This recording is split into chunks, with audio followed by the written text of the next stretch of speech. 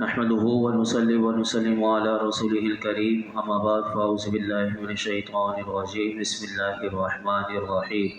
فهل ينظرون الا الساعة ان تأتيهم بغتة فقد جاء اشراطها وأنى لهم اذا جاءتهم ذكراهم۔ تو وہ قیامت ہی کا انتظار کر رہے ہیں کہ ان پر اچانک آ جائے، تو بے شک اس کی کئی علامتیں تو آ ہی چکی ہیں۔ پھر جب قیامت آ جائے گی تو ان کا نصیحت ماننا انہیں کہاں مفید ہوگا۔ اللہ رب العالمین نے ارشاد فرمایا کہ وہ کفار اور منافقین قیامت ہی کا انتظار کر رہے ہیں کہ ان پر اچانک آ جائے، کیونکہ توحید اور رسالت پر دلائل دیے جا چکے،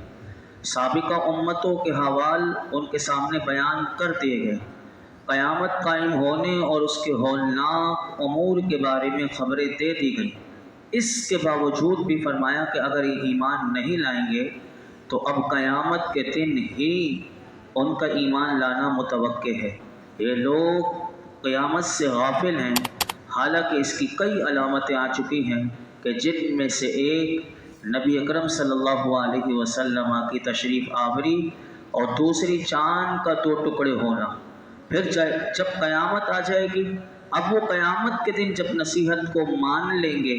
تو قرآن کہتا ہے کہ ان کا نصیحت ماننا کہاں مفید ہوگا، کیونکہ قیامت کے دن تو نہ توبہ قبول ہوگی نہ ایمان لانا قبول کیا جائے گا۔ پھر آگے اللہ تعالیٰ کیا ارشاد فرماتے ہیں، سنیے، فَاعْلَمْ أَنَّهُ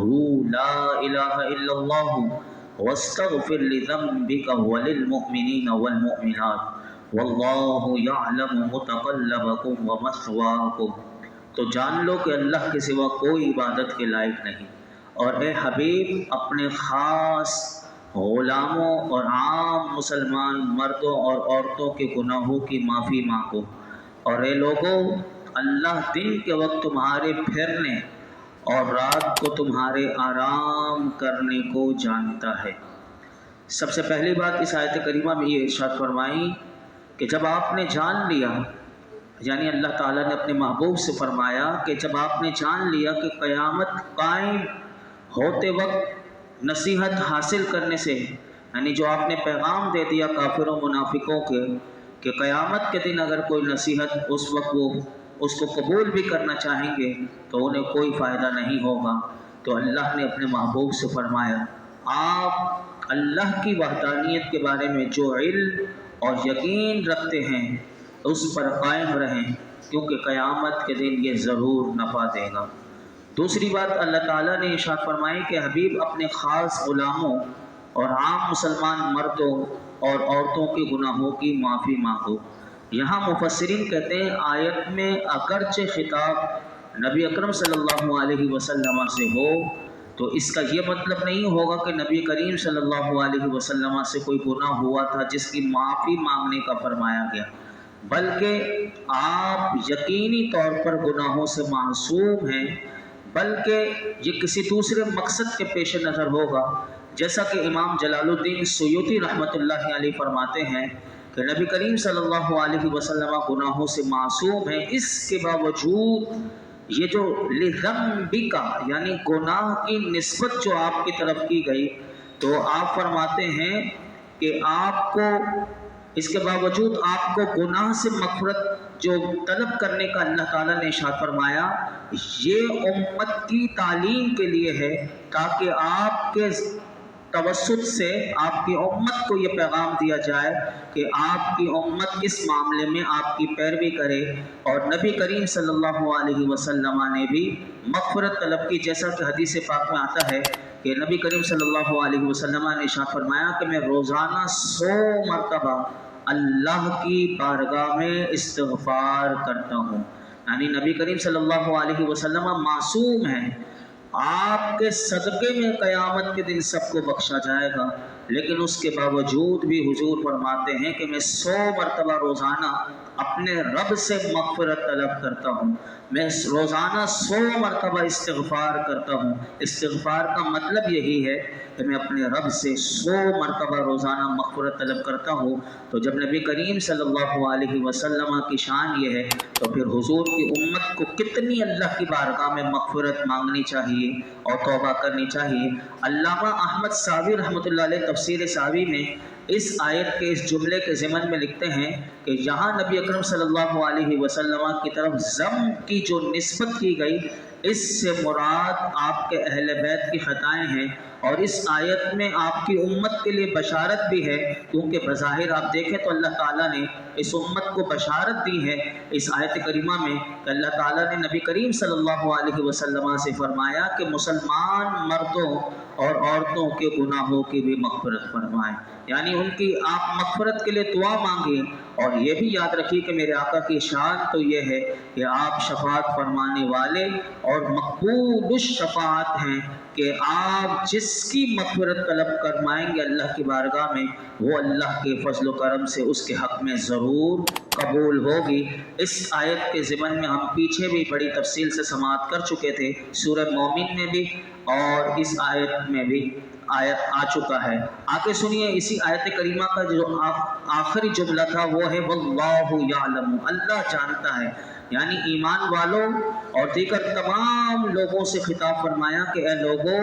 اللہ تمہارے دن کے وقت کی مشغولیت اور رات کے وقت تمہارے آرام کرنے کو بھی اللہ تعالیٰ جانتا ہے، یعنی وہ تمہارے تمام احوال کو جاننے والا ہے، اس رب سے کوئی بات بھی چھپی بھی نہیں ہے۔ تو فرمایا لوگوں اس رب سے ڈرو۔ پھر اللہ تعالیٰ نے آگے کا ارشاد فرمایا، سورہ محمد میں سنیے، فرمایا وَيَقُولُ الَّذِينَ آمَنُوا لَوْلَا نُزِّلَتْ سُورَةٌ فَإِذَا أُنزِلَتْ سُورَةٌ مُحْكَمَةٌ وَذُكِرَ فِيهَا الْقِتَالُ رَأَيْتَ الَّذِينَ فِي قُلُوبِهِمْ مَرَضٌ يَنظُرُونَ إِلَيْكَ نَظَرَ الْمَغْشِيِّ عَلَيْهِ مِنَ الْمَوْتِ فَأَوْلَىٰ لَهُمْ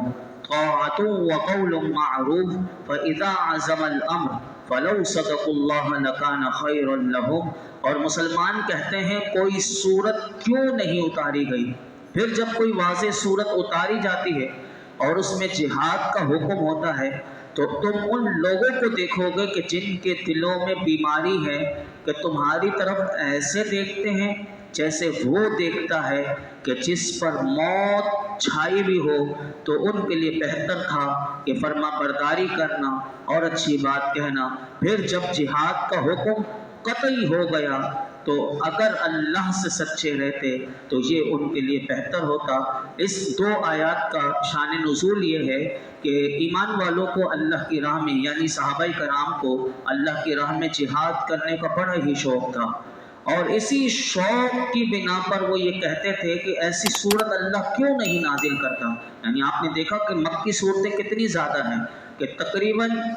86 مکی صورتیں ہیں، اور مدنی صورت جس میں جہاد کا حکم آیا ہے وہ 28 کے قریب ہے۔ تو وہ صحابہ کرام یہ کہتے تھے کہ ایسی صورت کیوں نہیں اترتی کہ جس میں جہاد کا حکم ہوتا تاکہ ہم جہاد کریں۔ اور یہی بات منافق جب مسلمانوں کو دیکھتے تو وہی رنگ اوڑھ لیا کرتے، وہی بات کہتے ہیں، کیونکہ منافق وہی کام کرتے تھے بظاہر دکھانے کے لیے۔ جیسے کل بھی آپ نے سماعت کیا تھا کہ وہ حضور کا کلام ایسے سنتے تھے کہ جیسے بڑی توجہ سے سننے، لیکن قرآن نے ان کا پردہ فاش کیا کہ وہ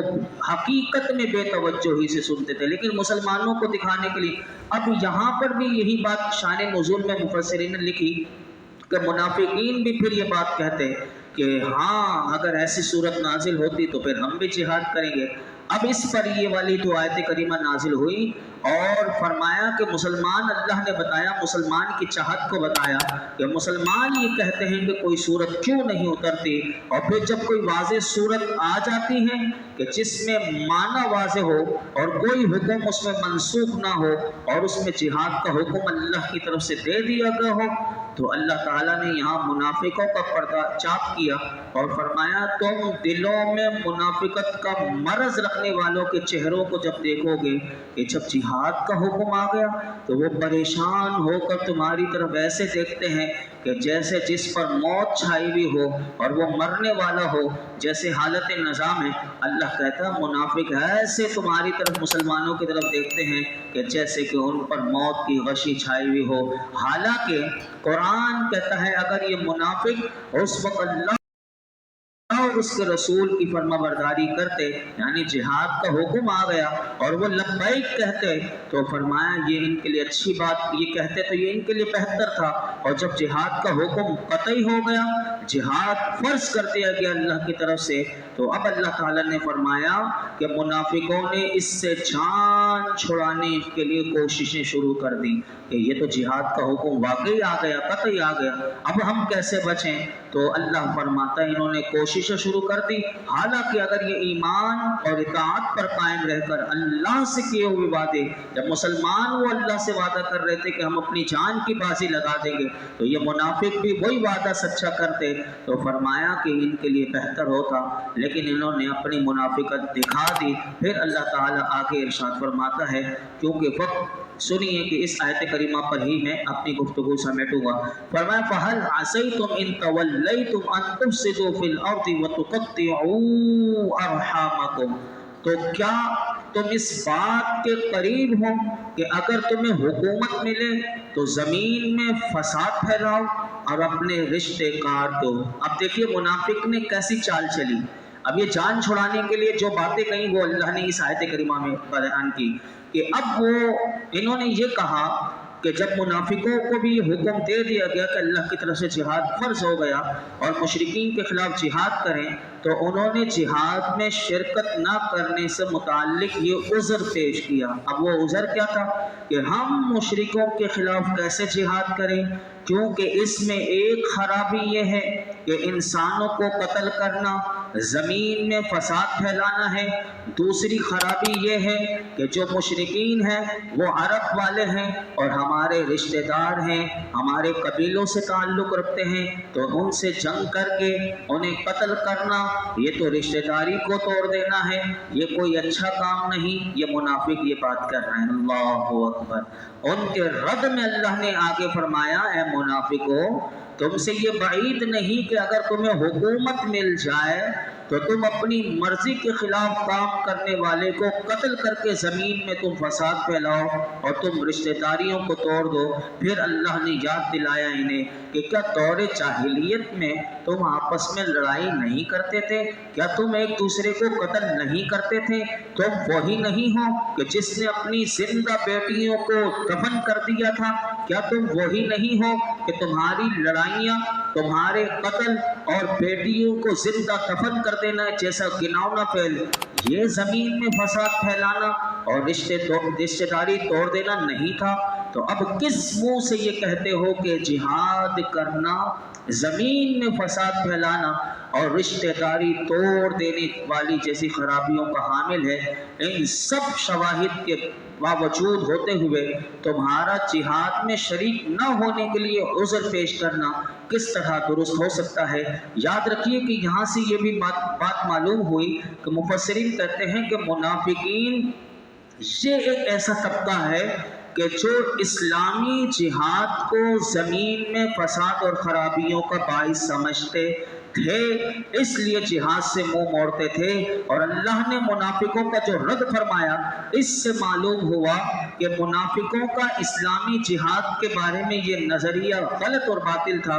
اس سے ان کا مقصد صرف یہ تھا کہ جہاد میں جانے سے بچ جائیں اور دوسروں کو بھی جہاد میں جانے سے روکنا۔ فی زمانہ اگر آپ دیکھیں تو اسلام کے جو دشمن ہیں وہ بھی یہی اعتراض کرتے ہوئے آپ کو نظر آئیں گے، اور ان اعتراضات کے ذریعے وہ لوگوں سے دلوں سے اسلام کی محبت اور اس سے قلبی تعلق ختم کر کے اس کے خلاف نفرت ڈالنے کی وہ آج بھی کوشش کرتے ہیں، اور مختلف واقعات کو بنیاد بنا کر وہ لوگوں کے سامنے دین اسلام کو ایک ایسے دین کے طور پر پیش کرتے ہیں اور کہ جس میں لوگوں کو یہ تصور اور یہ عقیدہ اور یہ غلط نظریہ دیتے ہیں کہ انسانیت پر بے انتہا ظلم و ستم کی اسلام میں تعلیم دی گئی ہے۔ اسی طرح اسلام دشمن جو ہیں وہ ان کے افکار و نظریات اور اس کی تعلیمات سے مرعوب ہو کر کچھ نام نہاد مسلمان بھی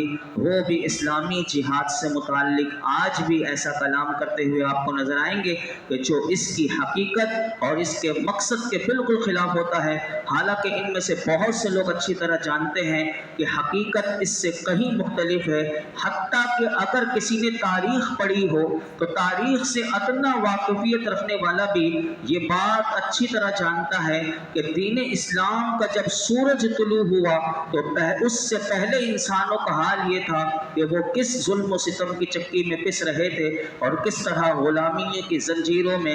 قید اور اپنے آقاؤں کے ظلم و ستم کے شکار تھے۔ بچے ہوں، جوان ہوں، بوڑھے ہوں، مرد ہوں، عورت ہو، الغرض ہر سطح کے انسان جس ظلم و زیادتی اور بے رحمی کا شکار تھے وہ تاریخ کا اگر کوئی واقف کار ہوگا اس سے ٹھکی چھپی بھی نہیں ہے۔ اس کے مقابلے میں اگر آپ اسلامی جہاد کو پڑھ لیں تو اسلام کے تاریخی کارناموں پر اگر نظر دوڑائی جائے تو آپ کو بالکل اگر تعصب کی عینت کو اتار کر اور بالکل غیر جانبدار ہو کر اگر آپ پڑھیں گے تو آپ یہ کہنے پر مجبور ہو جائیں گے کہ یہ تو دین اسلام ہی ہے کہ جس نے انسانیت کو ظلم ستم کے گہرے اندھیرے سے نکالا۔ دین اسلام نے ہی انسانوں کو سر اٹھا کر جینا سکھایا، دین اسلام نے ہی انسانیت کی قدر لوگوں کو بتائی اور اس کی عظمت کی پہچان کرائی، دین اسلام نے ہی زمین میں سے فساد ختم کر کے پرسکون معاشرہ لوگوں کو دیا اور پرسکون اور امن کی فضا قائم کی، انسانوں کو ان کے حقوق دلائے اور ان کے حقوق پر دست اندازی کرنے والوں کے شکنجوں کو جھکڑا اور فسادیوں کے فساد سے دوسروں کو بچانے کے لیے انہیں قتل کرنے کا حکم دیا تاکہ یہ جو جن کو قتل کیا جائے ان کے ذریعے ہونے والے فساد سے دوسرے انسانوں کی حفاظت ہو اور یہ دوسروں کے لیے عبرت کا مقام بنے اور وہ فساد برپا کرنے سے باعث رہے۔ اسی تناظر میں اسلامی جہاد کو انصاف کی نظر سے اگر آپ دیکھیں گے اور اس کے بنیادی مقاصد پر سچے دل سے غور کریں گے تو ہر عقل سلیم رکھنے والا یہ بات یہ کہے گا کہ اسلامی جہاد سراپا رحمت ہی رحمت ہے اور اس کے ذریعے فساد کا خاتمہ ہوتا ہے اور معاشرے میں امن و سکون قائم ہوتا ہے۔ اگر آج جہاد ہو تو فلسطین کی سرزمین پر آج جو بچوں کو جلایا جا رہا ہے، آج وہاں یہ جو 5 سے 6 مہینوں میں خون کی ندیاں بہا دی گئی ہیں یہ تو ہمیں پتہ نہیں، ورنہ اگر جہاد ہوتا تو صرف ایک ہی دن میں ان کا جو فساد جو پھیلا ہوا ہے اور وہاں جو امن و سکون کو انہوں نے برباد ان درندوں نے کر کے رکھا ہوا ہے، نہ ہاسپٹل چھوڑتے ہیں، نہ اسکول چھوڑتے ہیں، نہ لوگوں کے گھروں کو انہوں نے چھوڑا ہے، وہ درندگی کی آخری انتہا پر پہنچے ہوئے ہیں اور اس کے لیے ایک ہی حل ہے اور وہ جہاد ہے۔ میں ایک بات پڑھ رہا تھا کہ لوگوں کو اس جہاد کے لیے دلیل چاہیے تو کسی نے بڑی خوبصورت بات لکھی تھی کہ ارے تمہیں دلیل مانگتے ہو تمہارے رسول کا خون میدان جہاد میں کہ تمہارے رسول ہر وقت جہاد میں رہے، حضور کی 11 تلواریں ہر وقت جہاد کے لیے تیار رہی اور حضور غزوات میں خود بنفس نفسی تشریف لے گئے، فرمایا حضور کو زخمی کیا گیا، حضور کا خون بہایا گیا، اس سے بڑی کیا دلیل چاہیے جہاد کے لیے؟